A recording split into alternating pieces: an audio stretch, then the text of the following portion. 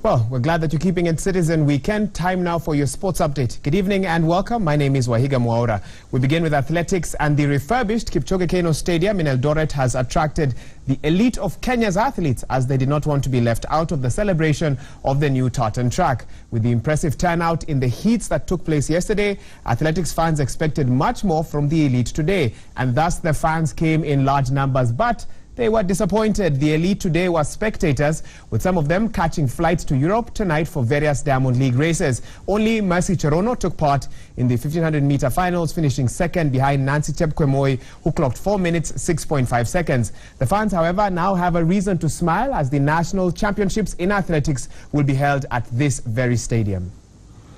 That particular event, we won the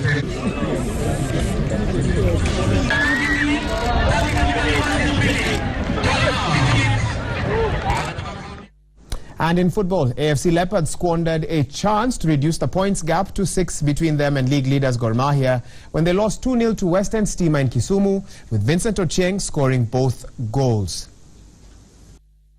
It was going to be pretty obvious the way he was going to go. The shot here, it's in the net. All the defenders let these strikers go through. And just one shot in the game. And boy, the fans a little bit. Against Tima, running rings round the goalkeeper. Oh, 2 goals in 2 minutes. What a goal! And Tima suddenly turned on the lights. I don't know. Kenyan Premier League must organize. If we, as a visiting team, should have for sure any time the day before to have a training on the surface, and we couldn't even feel the field properly. They were laughing on us. They didn't want to take us even half an hour. We'll ask for half an hour to come. They just said, no, we're going to make some juju. Can you imagine? It's like a formality, because it will be, if I lose to FC, then something is very wrong.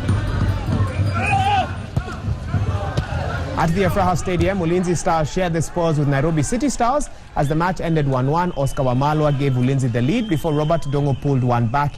In another match, Thika edged Sony Sugar 1-0.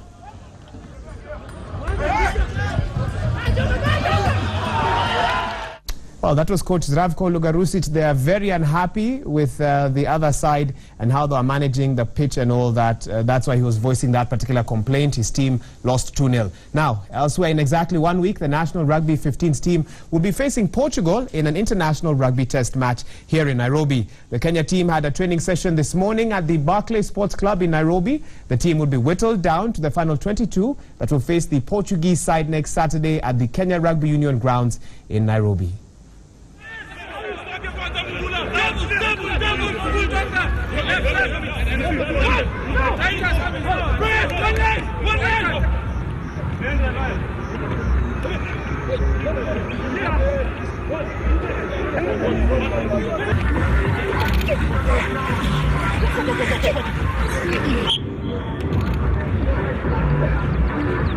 So the past 7 to 8 weeks have been quite busy for us, but we are seeing the fruits getting bad because it's quite positive. The team is in good condition.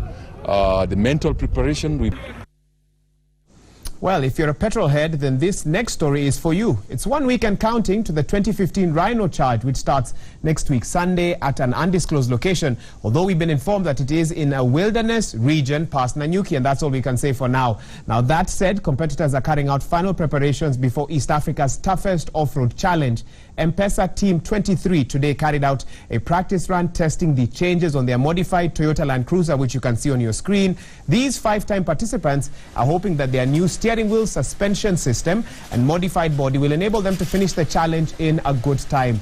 Peter Kinyua, Tom Morton, John Masharia, Raju Singh, Moses Nyaga and Tommy Hellerstedt carried out the practice run well and are hoping against mechanical gremlins as the day draws near. This year, the organizers have limited spectator registration to ensure that the environment does not suffer due to human congestion.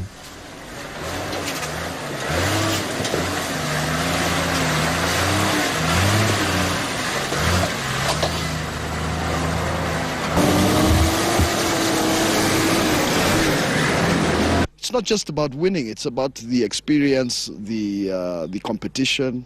So we really enjoy ourselves out there, and we expect to do very well this year.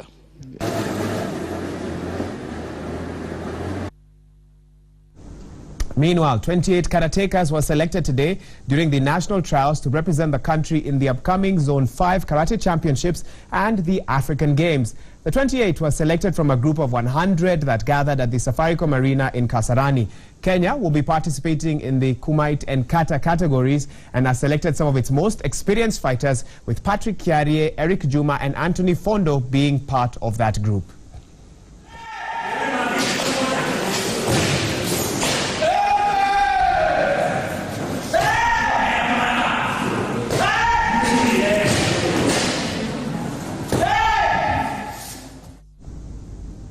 Well, let's now cross the borders to Europe, and specifically Germany, because there was plenty of celebration in Germany today as the Bundesliga trophy was handed out on this particular day. Now we begin with Bayern Munich, who are presented with the Bundesliga trophy after they ended the season with a 2-0 victory over Mainz. Pep Guardiola's side had lost 5 of their last 6 matches since they clinched the title, but rounded off the campaign with a well-deserved win. Bayern celebrated their victory extensively, as you'll be seeing on your screen shortly, with plenty of beer going round, and coach Pep Guardiola got plenty of that from the ecstatic players. Take a look at this. Catches him full in the middle of the back. That's a soaker right there. Sorry, boss. It had to be done. Dieter Hoeneß.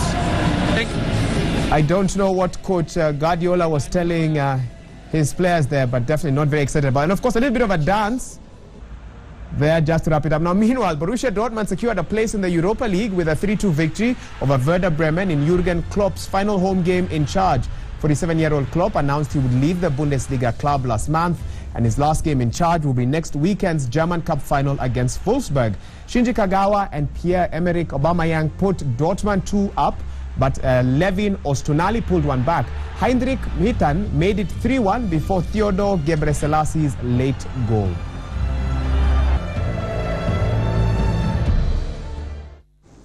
Away from football, and Formula One world champion Lewis Hamilton of Great Britain took the first Monaco Grand Prix pole position of his career earlier today, as Team Mercedes, his teammate, that is Germany's Nico Rosberg, blew his own hopes of a qualifying hat-trick. Rosberg, who is the winner from pole for the past 2 years on the twisty metal fence streets where passing is almost impassable, qualified second in an overcast finale session with rain threatening. Sebastian Vettel will start third for Ferrari on Sunday after struggling to get heat into his tires, with his former Red Bull teammate Daniel Ricciardo alongside him on the second row.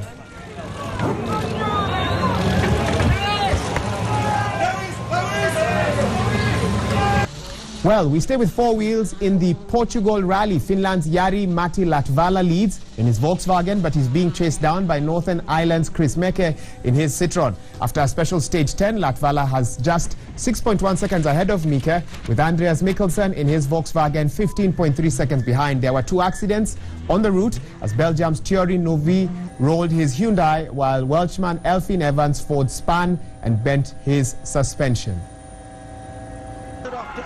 And finally, the Hurricanes blew away the Auckland Blues by 29 points to 5 in a Super Rugby match played in Auckland, New Zealand. The Hurricanes had a comfortable 17-0 lead at the break as the host side failed to penetrate the solid defense. The Hurricanes picked up their 12th win of the Super Rugby season as they saw off the Blues 29-5 with a bonus point victory, which puts the Wellington-based side 13 points ahead of their closest rivals, the Chiefs, who sit 4th overall in the standings with another confident performance, adding further weight to claims that they are serious title contenders.